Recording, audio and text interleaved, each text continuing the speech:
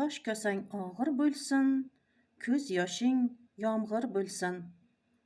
Shunda Toshbolta ayolni uraman deb qo'lini ko'targan ekan, qo'li tosh kosaga tegib ketib, kosa tarozidan tushib ketibdi. Kosani ushlamoqchi bo'lgan Toshbolta yerga ag'anab tushibdi va tarozining og'ir kosasi uning boshiga tushib, yopilib qolibdi. Shunda mo'jiza yuz beribdi. Toshbolta o'zidan kichrayib, tosh kosaning ichiga kirib qolibdi.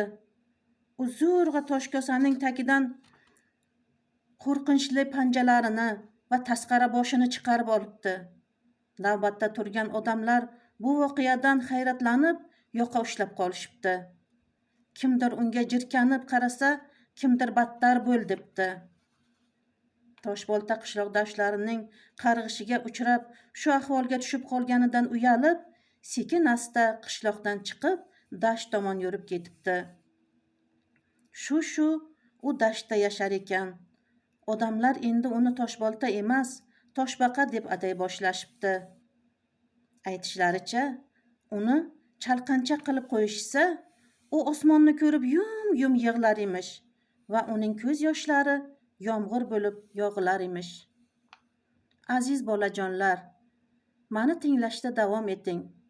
Chunki hali juda ham qiziq ertaklar oldinda. Hammasini sizlarga aytib beraman. Sog' bo'ling.